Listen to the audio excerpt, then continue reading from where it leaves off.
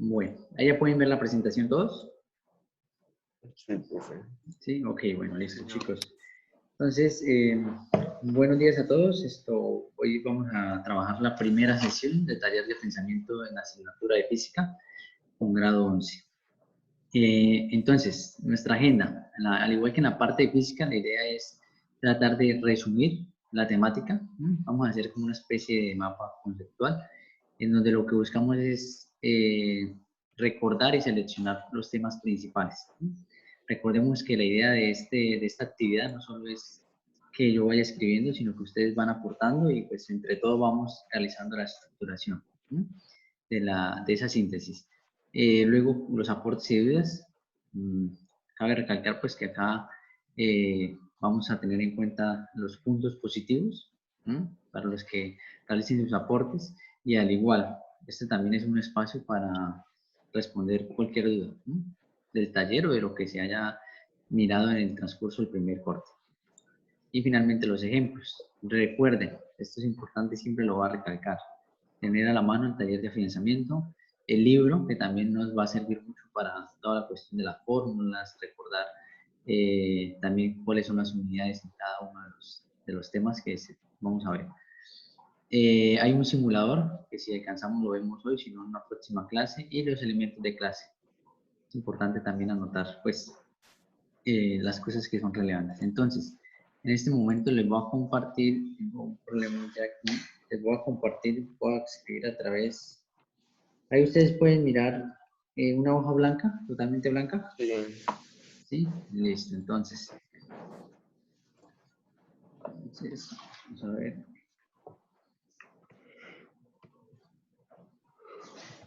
Bueno, chicos, entonces les hablaba que íbamos a trabajar al respecto a la parte de física. Entonces, pues en el taller de afianzamiento, ahí están mirando todo lo que estoy escribiendo, ¿cierto?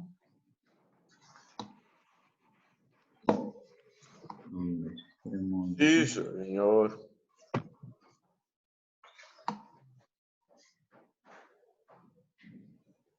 Bueno, entonces en el taller de afianzamiento nosotros, en el taller inicialmente, ¿de qué temática se está abarcando?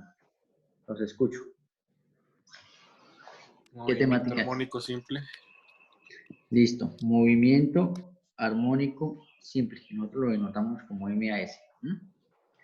Pero entonces ahí salen varias ramitas de movimiento armónico simple, ¿no? Exacto, entonces cuando hablamos de movimiento armónico simple, nosotros podríamos estar hablando de qué? Que cuando hablamos de movimiento armónico simple, ¿de qué condición? De la frecuencia angular.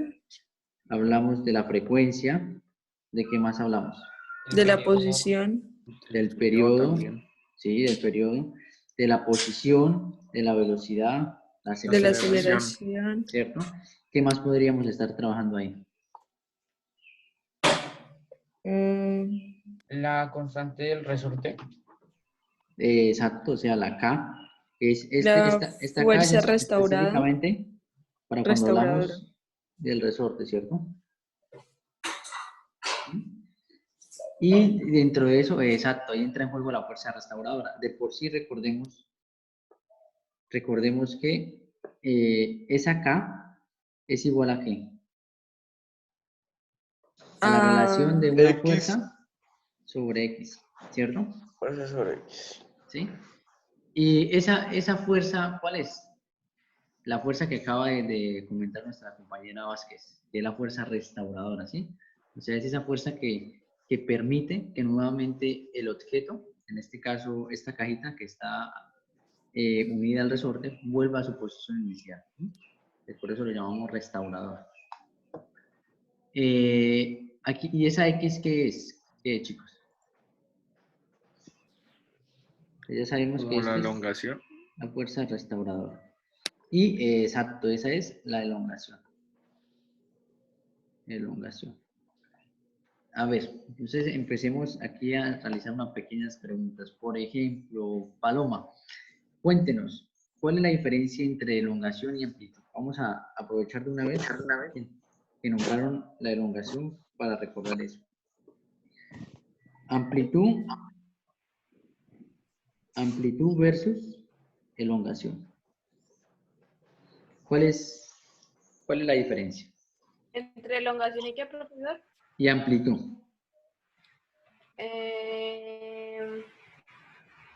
No sé, digamos la elongación es el cambio que hace en la misma posición, cuando la amplitud es como pues solo la medida de la onda, por decirlo así. No de la onda, sino de cresta a valle, si no estoy mal. De cresta a valle. Ah, ok, listo. Listo. O sea, básicamente, pero bueno, básicamente yo quiero saber es, ¿cuál es la diferencia? O sea, ¿qué hay en similitud entre esos dos conceptos? ¿Cuál es la similitud entre amplitud y elongación? Primero la similitud y luego ¿cuál es la diferencia? ¿Sí? ¿Quién nos puede apoyar con eso? Vamos a hablar para que quede muy claro ese concepto. Que se refieren a una distancia. Listo, esa es la similitud. La similitud es que en ambas, tanto en amplitud como en elongación, estamos hablando de distancia, ¿sí o no? Ahora, ¿y entonces cuál es la diferencia? Ya sabemos que ambas son distancia. Que la La amplitud amplitud es va la de... distancia máxima que puede tener y la elongación ya es cualquier distancia dentro de esos puntos entre la amplitud que pueda llegar a obtener. Exacto, esa es la gran diferencia. La elongación, yo puedo llamar la elongación una distancia pequeña, una distancia intermedia, ¿sí? ¿A qué voy? A que, por ejemplo, voy a colocar esto con un color verde para recordar. Por ejemplo, si hasta aquí es estirado, si se le aplica una fuerza y hasta ahí llega, toda esta distancia yo lo puedo llamar amplitud, ¿sí? Sin embargo, yo elongación lo puedo determinar hasta la mitad, de aquí hasta allá. Este lo va a llamar elongación, pero también lo puedo determinar un poquito más allá, ¿sí? Entonces, simplemente elongación es la distancia desde el punto de referencia, y ese punto de referencia yo lo llamo punto de equilibrio. ¿Listo? Sí, Paloma, ¿entendió ahí la diferencia o eso era lo que me quería decir? Y todos. No, sí, ya fue más claro. Sí, ya quedó más claro, entonces esa es la diferencia. Que la amplitud, básicamente podríamos hasta concluir, la amplitud es la elongación máxima También posible. puede haber amplitud negativa. Sí, también puede haber amplitud negativa, que esa amplitud negativa ¿a qué hace referencia? Al sentido y al sentido, ¿no? Porque la dirección en este caso es el mismo, es horizontal. ¿Mm? Listo, perfecto. Entonces ahí de una vez aprovechamos y hablamos de eso. Bueno, para que sea un movimiento armónico simple, ¿cuál es la condición que se debe presentar? Independientemente si estoy hablando de un resorte, si estoy hablando, por ejemplo, de un péndulo. Cuando yo hablo de movimiento armónico simple, hace referencia a algo. Porque movimiento armónico, la palabra movimiento armónico, es diferente a nivel del concepto respecto a movimiento armónico simple. El hecho de que le agreguemos la S de simple, ¿a qué hace referencia? ¿Qué condición debe cumplir? El caso que estemos hablando. ¿Quién me dice eso? ¿Que debe ser periódico? No. Que la energía se debe mantener en todo el sistema. Por ahí va, listo. Entonces, la energía es constante, ¿sí o no? Pero para que la energía sea constante, la energía no cambia, es constante. Para que esa energía sea constante, ¿qué debe pasar? Se deprecian factores externos como la fricción. Eso es, perfecto. Esa es la clave. Que la fuerza de fricción la omito, va a ser cero. Debido a que la fuerza de fricción yo la estoy omitiendo, pues la energía se va a mantener constante, ¿sí? Porque en la realidad, usted pone en funcionamiento un péndulo y él llega a un punto en el cual se detiene, producto pues de la fricción que genera el objeto con su ambiente, ¿sí? Y también producto de la fricción que genera en el eje. Pero como nosotros no tenemos en cuenta ninguna de esas fuerzas externas que se pueden oponer al movimiento, por eso hablamos de que básicamente el movimiento va a ser infinito. ¿Sí? Como no hay fuerzas que se opongan al movimiento, él se va a mantener de forma constante. ¿Sí? Eso está claro, chicos. De ahí viene la palabra simple. Porque si yo hablo solo de movimiento armónico, si yo solo hablo de esta parte, lo que estoy subrayando en este momento, MA, en ese caso, ahí sí entra en juego la fuerza de flexión o fuerzas externas. ¿Listo? ¿Quedó claro la diferencia? Chicos. Todos están. Sí, profe. señor. Listo. Eso, háblenme para saber que están ahí. Sí, sí, profe. Listo, perfecto. Entonces, ¿qué otra temática podríamos estar hablando en este caso? ¿Ahí aún siguen viendo la pantalla que estoy trabajando? Sí. Bueno, los escucho.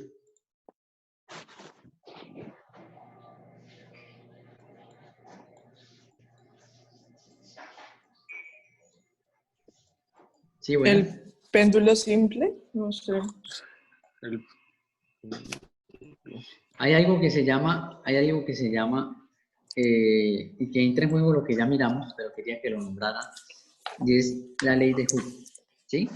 Esta parte que hablamos aquí proviene de la ley de Hooke, ¿listo? Para que lo tengan en cuenta.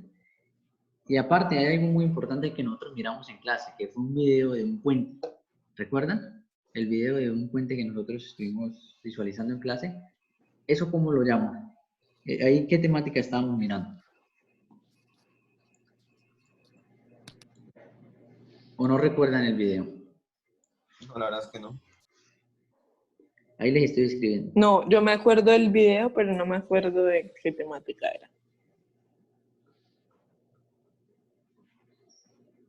¿Están mirando lo que estoy escribiendo? Ah, sí, señor. Los sistemas resonantes. Ah, era ondas. Los sistemas resonantes. Aquí está pues mezclado un poquito con ondas, claro que sí. Sino que cuando hablo de un sistema resonante, hace referencia a que básicamente la frecuencia, por ejemplo en el caso del puente, la frecuencia del puente, ¿sí? La parte del sistema resonante del puente, se igualó a las fuerzas de aire que en ese momento pues estaban pasando. Recordemos que yo les comentaba que... Ah, lo de la copa. ahí, bueno, exacto, ahí también entra en juego la copa. Del video, recordemos que es lo del puente de Tacoma en los Estados Unidos, ¿sí? Que se derrumbó Ok, pues, ya me acordé. ¿sí? A los 4 meses después de haberse inaugurado, se fue para abajo. Y esto debido a que hubo una tormenta y la fuerza producida por el viento entró en resonancia con la estructura oscilante. De por sí, a nivel, por ejemplo, de los soldados, ellos cuando van a pasar por un puente, ellos deben de dejar a un lado la marcha, ¿sí? ¿Por qué? Porque como ellos están de forma simultánea dando el paso, pues la energía se acumula. Y si al dar el paso, pues genera una vibración, ¿no? Y más si está acumulada la energía.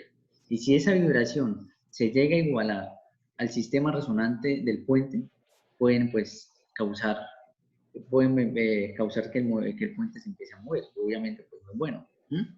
Y obviamente también depende de la cantidad de soldados que esté pasando en ese momento y qué tan fuerte esté. Eso sí no lo había escuchado.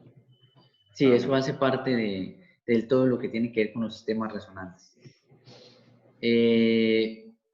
Esto entra hasta en natación. No sé si en alguna ocasión Simón lo ha escuchado. No, profesor, ni idea. La interacción que entra en juego, los dos ambientes, uno, el aire, y el otro, pues, a nivel del agua. Por eso es que cuando una parte del cuerpo está por encima del agua, por ejemplo, tengo entendido que la mariposa, ¿no? Esa no se puede hacer totalmente debajo del agua en una competencia. ¿Me confirma, Simón? Así Ninguna. es correcto, profe. ¿Sí? ¿Es correcto? Vean, les voy a leer lo siguiente para que lo tengan en cuenta y para que entiendan un poquito más también esta temática que es interesante. Entonces, por ejemplo, les leo aquí. Dice, por ejemplo, aquí dice,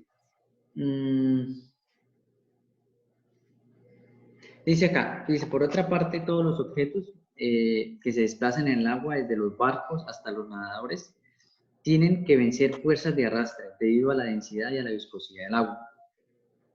Pero además, si el objeto o el nadador se desplazan en la superficie de dos medios, en este caso agua y aire, aparecen nuevas fuerzas de arrastre. La superficie del agua sostiene normalmente la presión hacia los lados. Esta nueva fuerza hace que la superficie del agua ascienda y descienda generando olas que se alejan y son detectadas fácilmente por la vista. La interacción del objeto que se mueve con sus propias olas genera una fuerza que lo retarda, llamado arrastre de olas. Dice que además particularmente para el nado de mariposa y en el nado de pecho. O sea, este efecto normalmente se genera en esos dos casos. ¿Por qué? Porque el cuerpo está interactuando con dos medios, tanto el aire como el agua. Dice que a velocidades de competencia esta fuerza de arrastre es más importante que la debida a la viscosidad del agua. Por ello favorece al nadador mantener la mayor parte de su cuerpo dentro del agua. Dice que en la década de los años 50 se descubrió que el nado de pecho es más rápido si el nadador se mantiene bajo del agua. Sin embargo, las reglas de la competencia requieren que el nadador mantenga la cabeza fuera.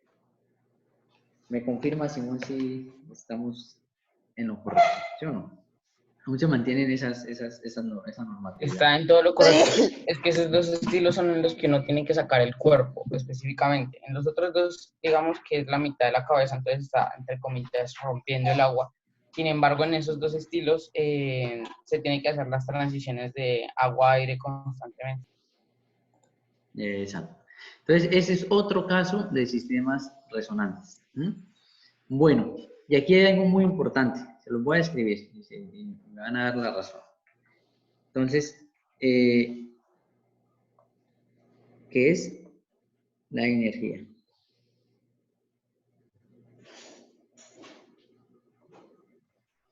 ¿Ahí ustedes alcanzan a leer cuando escribí energía? No, señor. A ver, ¿qué está pasando? Un momento.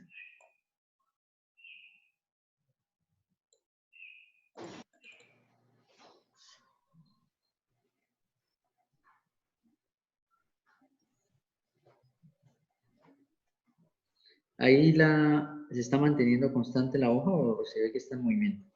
Sí, creo que está pasando aquí algo. Sí. No está quieto.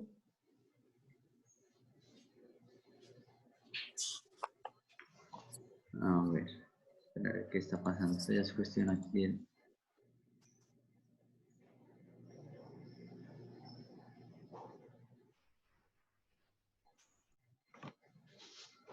Bueno, va a tocar cambiar de programa porque no sé qué está pasando. Bueno, entonces, continuamos. A nivel de energía. Voy a compartir entonces más bien las diapositivas y ahí voy a escribir. Entonces, a nivel de energía, ¿de qué podríamos estar hablando, chicos? Ahí pueden mirar las diapositivas todos, ¿cierto? No hay ningún problema. Listo. Entonces, a nivel de energía. A ver. Entonces, cuando hablo de energía, ¿a qué debo referirme? ¿Ahí qué entra en juego ahí? Pues, en general, la energía mecánica. La energía mecánica, listo. A nivel general. Y ahora, si nos vamos un poco más puntual. La cinética, la potencial y la elástica. Entonces entra en juego la energía cinética, la energía potencial y la energía potencial elástica. ¿Ustedes creen, por ejemplo, aquí en este caso, por ejemplo, en un péndulo entraría en juego esta?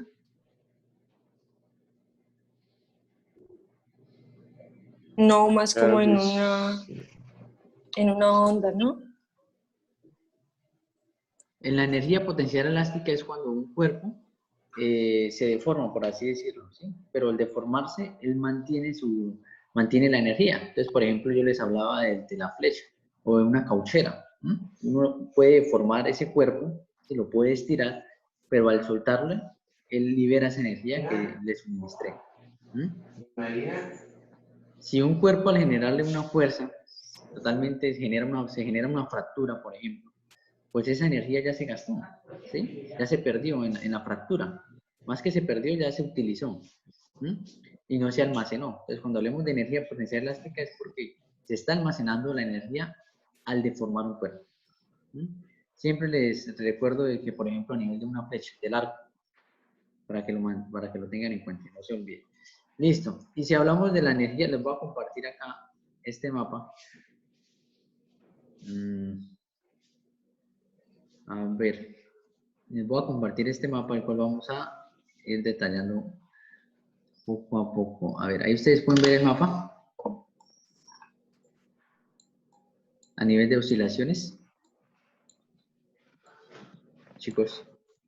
No, pero Bueno, este es el mapa que... Ah, ¿no lo pueden ver? no sé nada. A ver, esperen un momento. por El favor. tiempo. Listo. Bueno, este es el mapa donde está básicamente resumido. Ahí ahora sí lo pueden mirar, ¿sí? Sí, ahí Entonces sí, ya. cumplieron los 20 minutos. Sí, ya voy. Es que básicamente ya está resumido una gran parte de la temática que hemos visto. ¿No? De lo que hemos visto hasta el momento, al igual pues es importante recordarles que cualquier cuestión pues o cualquier duda pueden contactarse a través del ID personal o si no a través de FIDES. ¿Listo? Cualquier duda que tengan. Muchas gracias, chicos.